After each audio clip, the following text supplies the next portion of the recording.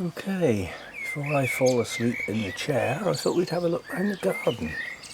It's a quiet evening, apart from the birds singing. Oh, we have mosquitoes. Wonderful. That will teach me to have a bird bath, won't it? Stuff's coming out. If you remember, this was a bare bush last time I filmed it with little pink blossoms on. And then we've got these. I'm not that happy with this bit. It's sort of plonked, you know, like we'll have some of that, we'll have another one of them, and then we'll have another one, and then we'll put something different in. I might do something different there. We've got all my tubs here. These have got plants growing out of them that shouldn't be in there. These should be empty, really. This is just weeds that got a hold. Apart from this one, this is my rosemary, which is in full bloom at the moment. So, yeah, this lot's all going to come back. This is all going to go back eventually. Now the wisteria is not showing any... I was just going to say is not showing any signs of life yet. But yes, it is. We do have green. So it is alive, despite looking like a load of dead sticks. And it's going to come back into life. Once it starts, it will burst. Strictly speaking, I ought to get this greenery, this evergreen, cut back prior to the wisteria starting to shoot out, or I'm going to get in a muddle. I don't quite know why you have to make that noise all the time, you seagulls. Anyway, these in this tub are foxgloves. And they're still alive, so I think we should get some blooms on those. They're strange foxgloves because the native foxgloves are biennials. They seed in year 1, grow in year 2 and bloom in year 3, something like that. But these have been in this tub for 10 years now, and they just keep coming up. So either it's seedlings that get a hold and perpetuate, or I'm not sure. Anyway, this little cyclamen is looking absolutely marvellous. It looks plastic, but it's actually a real plant.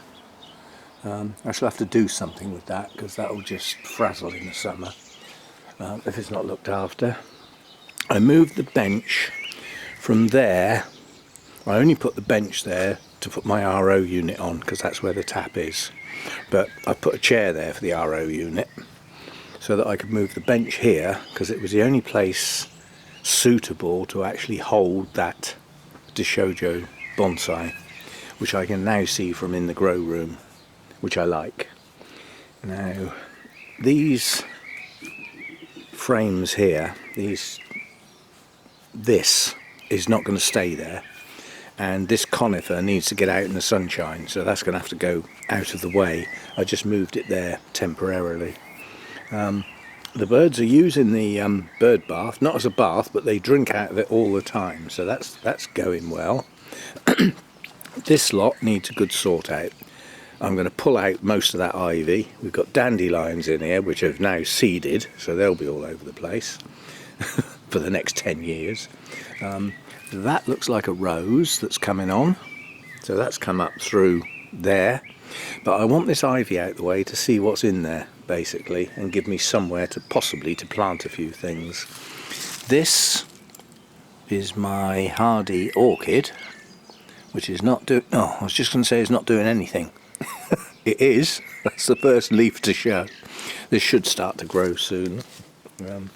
This was the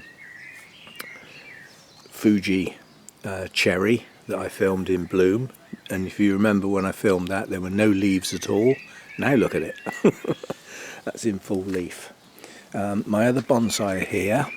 This repair, if you remember, that snapped when I was messing about with it. That's worked. These leaves are strong. So the mend has taken. So that's good. So that bonsai's okay now. This little one that I did starting from scratch is shooting out all over the place. Now that'll have to get pinched back as these extend. They'll have to get pinched back so that it backbuds and becomes more dense. That's the theory with that one. This one's coming into leaf now. Both of these maples were chosen because of their bark. Now this one has very ridged bark. It's not developed yet, these are still relatively young trees. And this one has coloured bark. Yeah, green showing through. So that's unusual. So that's why they were chosen rather than for their leaves. And I moved this one here. I will probably put that one there. But I can't do it yet because my lovely maple's in the way. Now that's my maple growing in a tub. It's a beautiful plant and it can't stay there. I want that in the shade. So that is probably going to get moved into this corner here.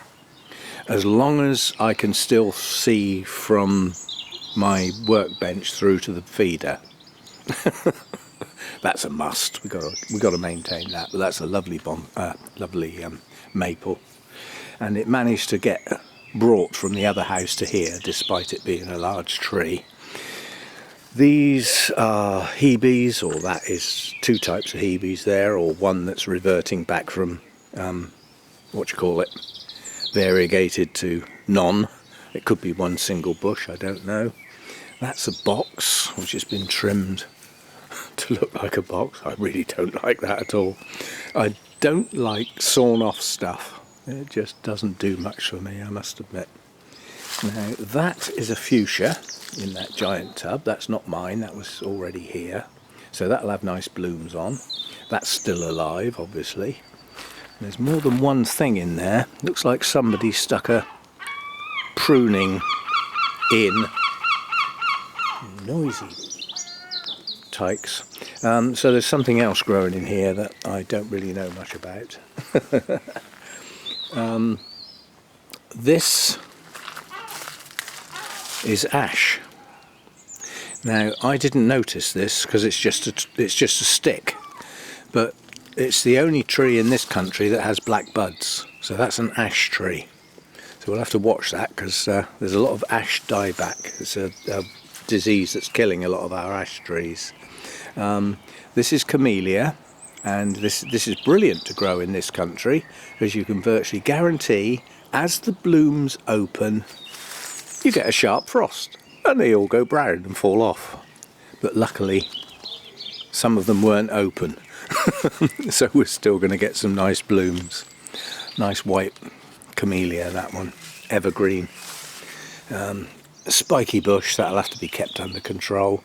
And as me saying about the wisteria not showing any signs of life, well that one is. Look at those buds. And quite honestly, those look like blooms to me. Those don't look like leaves. So maybe we're going to have some early wisteria blooms. That'll be fantastic. That'll be good.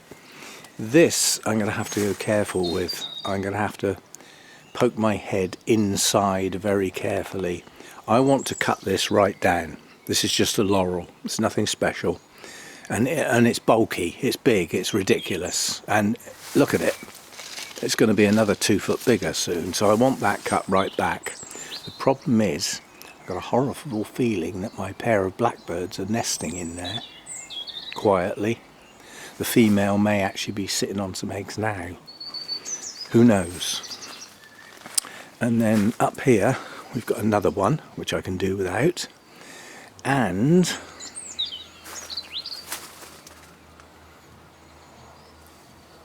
I'm not quite sure what that shrub is, but that could be a buddleia.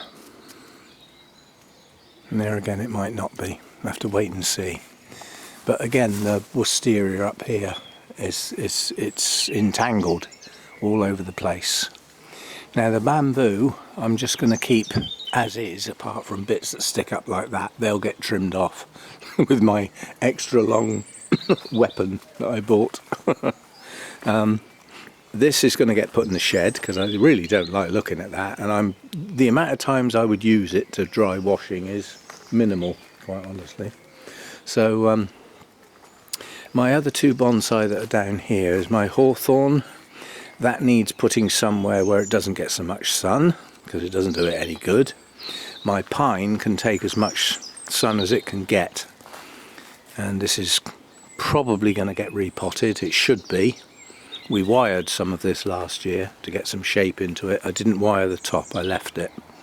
But the candles are not quite pushing yet, so coming soon.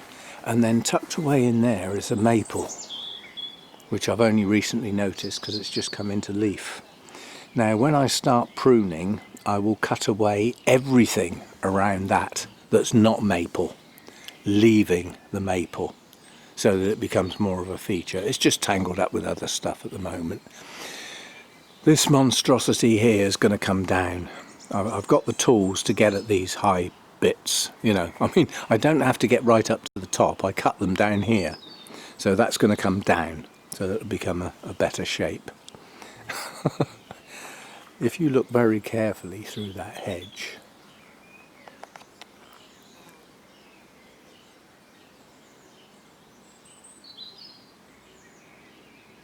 even with me in the garden, the cheeky monkey's still around. He's a lovely cat though, I got, you know. I wouldn't wish him any harm. I'm sure when my cats get out here, there'll be a few tussles. This area here gets evening sun. It would be quite a nice place to sit out and have a glass of wine on summer evenings. That's yet to come, and to do that I need to start using this door. Now yesterday I used it. I had to get some things out of the shed, and basically I moved the shelving that's in front of the door. That just slides on those little trays, you know, that I use to catch the drips on my pots.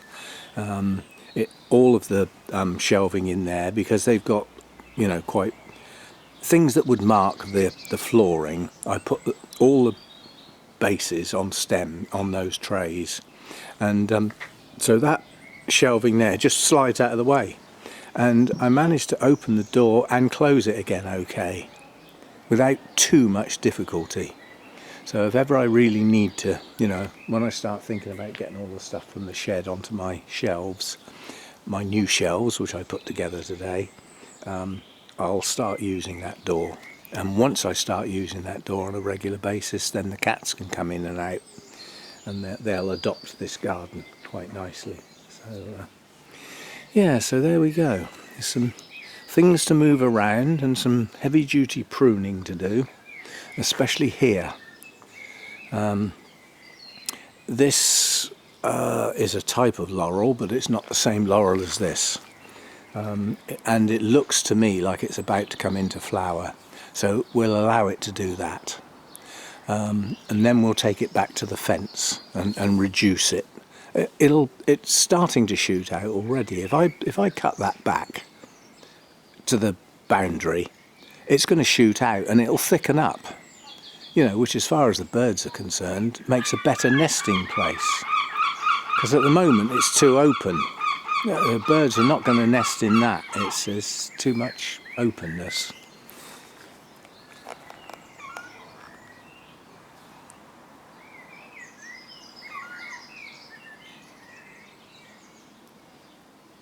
That's where all the noise is coming from. Herring gulls. Noisy, aggressive, just not very nice really. Got no time for them at all. And oh, you won't be able to see that. That's chaffinch twittering away. The other thing was today, for the first time in a couple of weeks, the nuthatch was back on the feeder, so that was good. So I've got regular visitors on the feeder now. So anyway, quick look round the back. As I said, it's not how I want it yet, but it's not going to take a huge amount of work to actually get it how I want it. And one of the important things will be this access, because I don't want to keep walking around the house all the time to get just pop round here. Anyway, yeah, just a look round. We haven't done it. It's worth looking at that oak tree now, because that's coming into leaf quite heavy. Once they start, they get going pretty quickly, and that's going to change the way the sun hits the grow room in the mornings. At the moment, I'm still okay. We've got that gap there between that apex and the tree, and at the moment, as the sun goes across there, it's just catching the edge of the roof. Now obviously it's going to get higher in the sky. It's only April, yeah, so it is going to catch the roof, but only for a relatively short period. Unfortunately, that happens to be the middle of the day, but we might have to do a bit of work on that. We shall see. Anyway, my back garden is going to become more important than it was at the other house, because I can see it from not only sitting at my workstation but also while I'm dealing with my orchids. So we will be looking after the back garden a lot better than we did at the other house. So there we go. Yeah, just a quick look round. Now I shall go and finish my glass of wine and fall asleep in front of some boring rubbish programme on the TV, which is what we get. We don't get much else, do we? See you next time.